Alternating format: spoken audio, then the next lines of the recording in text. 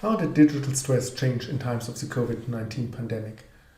Well, let's first look on what changes occurred in general and then relate them to the demands from digital work.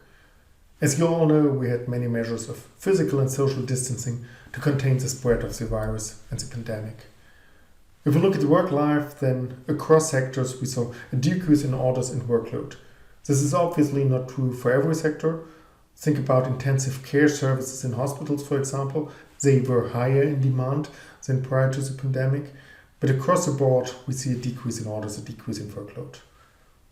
We see, especially under the German labor market conditions, short-time work and a lot of work from home to contain the physical meeting of colleagues in the office and all the commuting and the potential spreads of virus from commuting and meeting other people there. So a lot of work from home. We see less communication, especially less formal communication, and less contact with management, so less contact between employees and the superiors. These are some of the more marked changes of the work life. Obviously, there are many more, especially if you go into individual industries and look at the work conditions there. If we look at the same level of granularity at the private lives, then there we see an increased workload compared to the decreased workload at the regular work. Why do we see an increased workload in the private lives? Well, people are more at home, so they cook more, they clean their apartments more, they need to take care of their children, homeschooling or the like, or they need to take more care themselves of elderly. So this is increased workload in the private life. We see that the private lives required higher flexibility, especially if you have these care obligations for others. We see blurring boundaries between work and private life. I mean, in terms of times at which you work, some people started working very early in the morning, very late at night. For example, again, to take care of children or elderly or the like. And we see these blurring boundaries where also work comes more into your private life. I mean, if you work from home, well, then the work is in your home and the colleagues are in your home with the video conference, which shows them your home. And these are some more examples of these blurring boundaries. And in the private life, we saw changing needs for digital infrastructure and equipment at home. Many people didn't have a video camera at their computer at home, didn't have a proper table for working there, might not have had a printer or the like, so they needed new equipment, other equipment for working from home as compared to the office. There are obviously changes in technology use. We saw an increased use of digital technology for work and for private purposes. Also for private purposes, for example, for staying in contact with your friends and your family. We saw a rapid rollout of new systems. So almost overnight, many companies introduced new systems to allow for remote work. They, for example, introduced a multitude of different video conferencing systems or the like. And then we saw changing terms of usage, changing IT policies. What do I mean with IT policies? Well, bring your own device is, for example, an IT policy. It allows employees to bring, for example, their own smartphone, install company software on the smartphone, get the company emails on the smartphone or the like. And we saw there that many companies who prohibited such a usage prior to the pandemic then opened up which different files may be taken out of the company, might be stored on private devices or might be communicated via networks not owned by the company. And finally, there are other factors and constraints. The degree of digitalization of our work increased. There were more digital technologies and they were more central to the work for many employees. Then home office experience was an important boundary condition, and the leadership styles and limited childcare support were different important boundary conditions which changed the experience of work during the pandemic. Now, how does this relate to digital stress, to the demands from digital work? In May 2020, we ran a survey study, so this was towards the end of the first lockdown in Germany, and we were able to recruit about 1,000 participants for the survey, and they had already participated in a survey about a year earlier where we inquired their levels of digital stress. And so now we are able to have a longitudinal comparison on how digital stress changed due to these work conditions injected by the COVID-19 pandemic. First, some information on the respondents and their work life. Among these, more than 50% were working from home. This is a rather high share, more than 50%, if you compare it to other studies on work from home. But then the reason for this is that we oversampled knowledge workers as compared to non-knowledge workers, and especially for knowledge workers, the share of work from home was higher. So we have more than 50% work from home in our sample. Then the employees we have there use substantially more digital technology for communication and collaboration. That's no surprise. However, they communicate less with their superiors. It's more peer-to-peer communication, less in the formal hierarchy. Then the employees report substantially lower demands through traditional work. As I said before, the general orders, the general work demands went down, but they assess their own productivity lower than before. They perceive that they are not as productive as they were before the pandemic. The employees perceive substantial demands from their private lives. I already illustrated that with a few examples before, and we also see it in the quantitative data. And almost 40% of all employees were responsible for childcare or care for elderly, which then obviously, as the normal childcare support was shut down, increases the demands from the private life on these employees. So some of the main issues are increased digital communication, lower productivity, and work-home conflict. Let's look at it in a more quantitative way.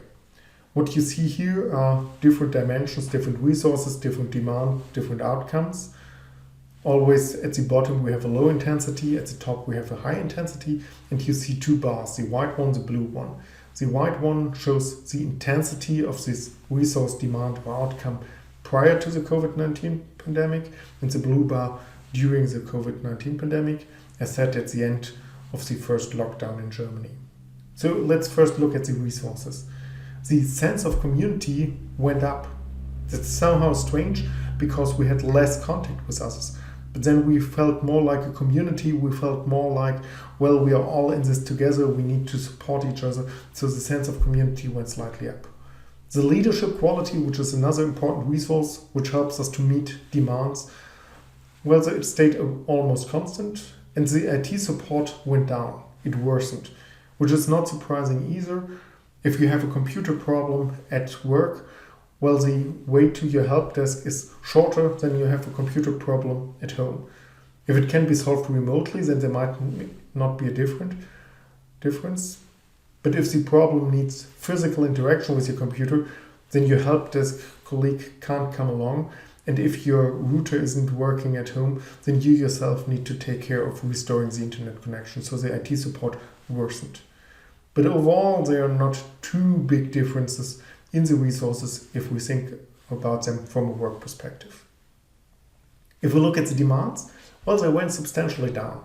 The quantitative demands, the emotional demands, the social conflicts all went substantially down during the COVID-19 pandemic. If we look at it in terms of outcomes, then productivity decreased. I also mentioned that before, but work satisfaction even slightly increased. Now, there's one important thing to keep in mind here. We only sampled people who kept their job, who at the end of the first lockdown still had a job.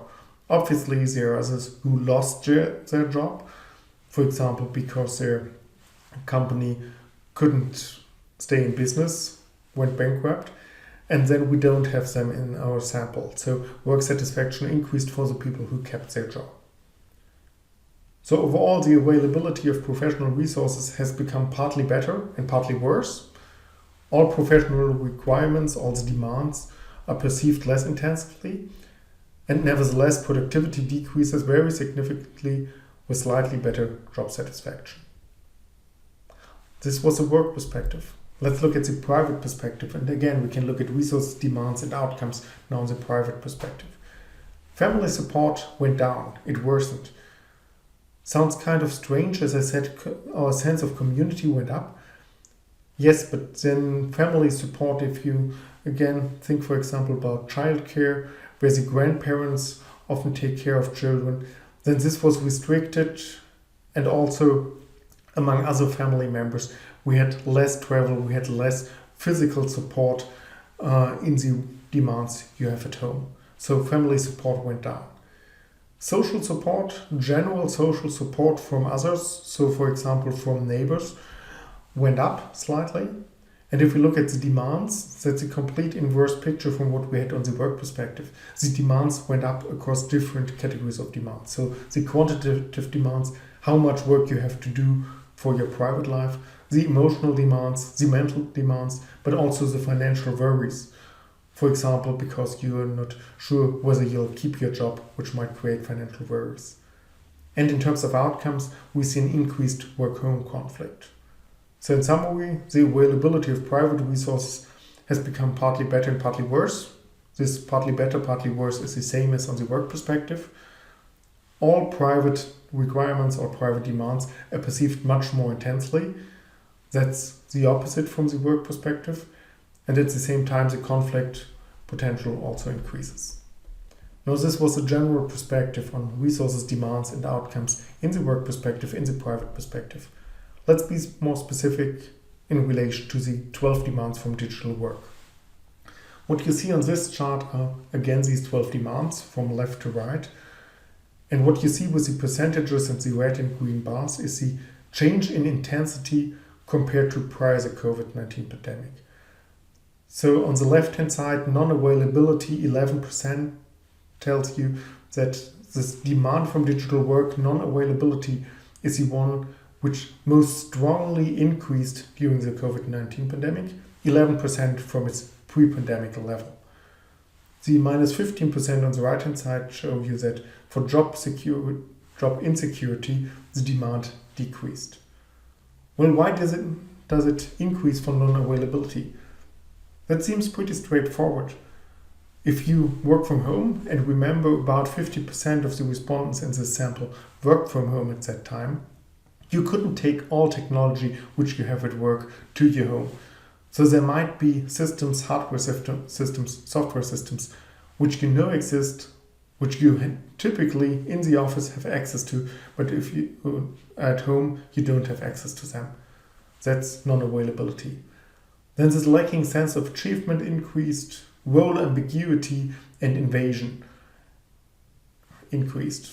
Complexity only very slightly. If we look at the right-hand side, job insecurity decreased most strongly. That's surprising because the COVID-19 pandemic came along with job insecurity for many. But now you need to remember that job insecurity here is not general job insecurity, but it's the demand from digital work, it's a specific digital factor in that. So it's specifically job insecurity from digital technologies and media, from either being automated away or from being replaced by others with better digital skills. And this decreased substantially among the people, as I said before, who at the end of the first lockdown still had their job. They more perceived digitalization as a safeguard to their job. Many of them thought, and this is not now from the quantitative data, but from interviews which we had, many of them thought, well, I'm so glad that my company invested so heavily in digitalization that now I'm able to continue work even if I'm not in the office. Imagine if we wouldn't be as far in digitalization, then I couldn't work now, I might not have a job after the pandemic. So it was more seen as a safeguard than as a measure of job insecurity. But then the statistic tells you the change over time. It doesn't give you the absolute order. If you want to go for the absolute ranking, please look at the lowest line in that chart. Then we see that even under the pandemic conditions, well, the invasion of privacy ranks first, unreliability ranks second, and so on. So don't mistake this change over time for the absolute ranking.